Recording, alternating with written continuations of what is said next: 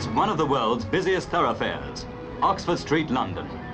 And like many another in Britain's noisy, fume-filled towns and cities, a street of adventure where the pedestrian competes with the motor car for room to move.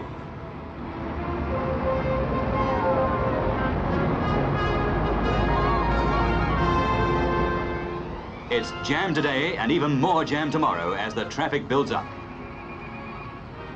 Every year in Britain, there are 350,000 road casualties, 3 out of 4 in built-up areas. And every year, too, more and more space is taken by cars, with streets where people live turned into car parks interfering with essential services. And it's not only the dustman who suffers. The vehicles of Britain cause huge delays, the cost of which has been worked out at over £500 million a year.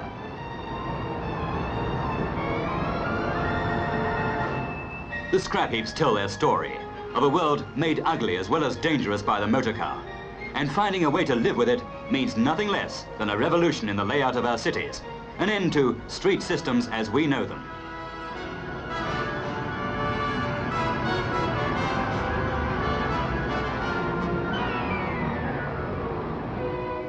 This report points the way.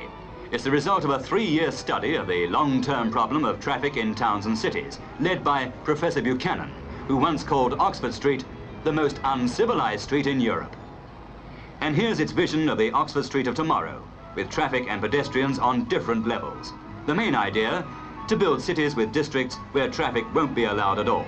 Today, 11 million cars are on the roads. By 1970, there'll be 18 million. Inside 40 years, 40 million. To keep them all moving means motorways and flyovers and underpasses. It means traffic surveys, bold ideas and big spending. It means our towns and cities must be redesigned and rebuilt over the next 50 years, with their centres on 2 and even 3 levels, and traffic and pedestrians kept strictly apart. With its main network roads under the present surface of the city, London would be transformed to give traffic-free areas on a new ground level over the existing one. But London won't be rebuilt in a day. And for now, it must meet the challenge of the car with one-way systems like this at Mansion House.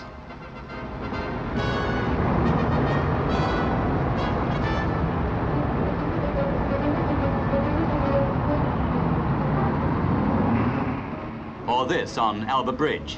2-way traffic most of the day, changing to 1-way in the peak hours. Into London in the morning, out of London in the evening. It's an idea called tidal flow.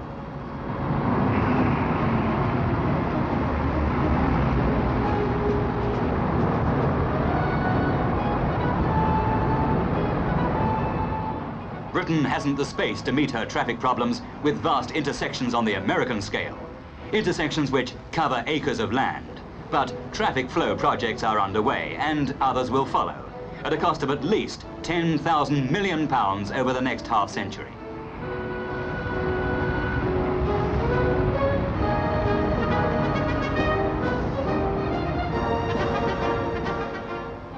Here's how Liverpool plans to cope with the car, with a new city centre designed to handle the amount of traffic expected in 1985. Old streets and buildings will go, to make way for a centre where traffic and people will be kept apart. They're even planning a second Mersey tunnel, as the present one will have reached its full capacity by 1970.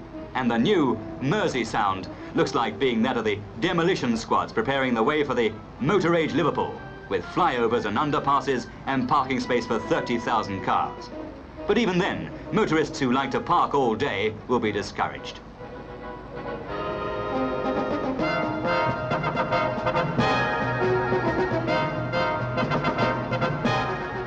In some cities like Norwich, the conflict between pedestrian and motor car can't be eased just by sweeping away the old and rebuilding. For Norwich has a centre of architectural value, reflecting centuries of history.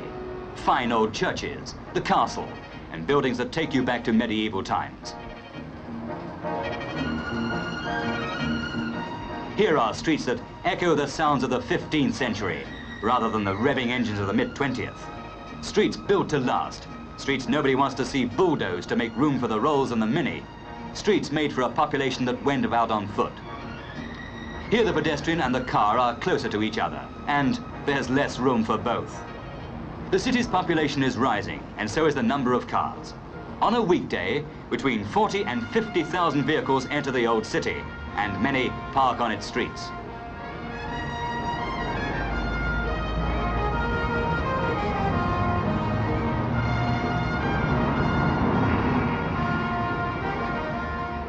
Norwich has its special problems, but hundreds of other towns and cities have one thing in common: too many cars, not enough space.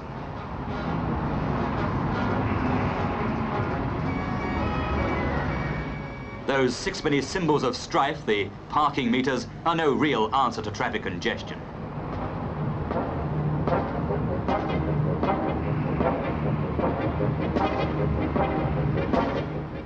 Other ways of persuading motorists to keep out of city centres are being thought out.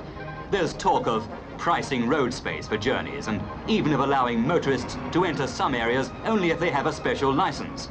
But who would qualify for a licence? That's anybody's guess. Whatever is tried, one thing is clear: tomorrow's motorist will have to find his level. For even with multi-level garages like this fully automatic 6-floor park for more than 450 cars in London, there'll still be more cars trying to enter our cities than there's room for.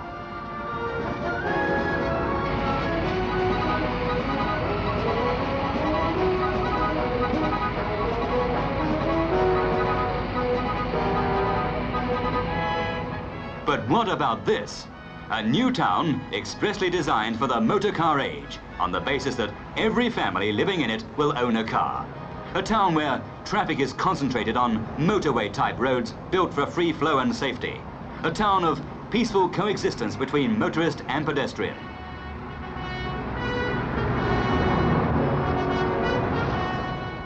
It's Cumbernauld in Scotland, and its planners have found a way of getting over some of the problems of a car-owning community.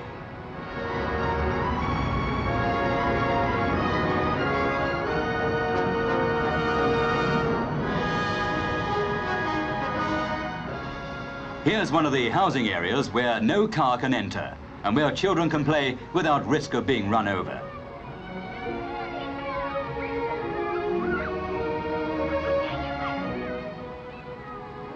And for the 70,000 people who will live in Cumbernauld, there'll be special pedestrian routes, footways with a built-in row of bricks that lead to the town centre and shops.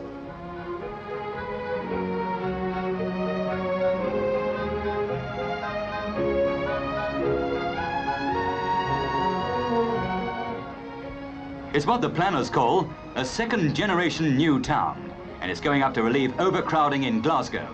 Its centre is on a deck above the approach road, with shops and business premises on the deck.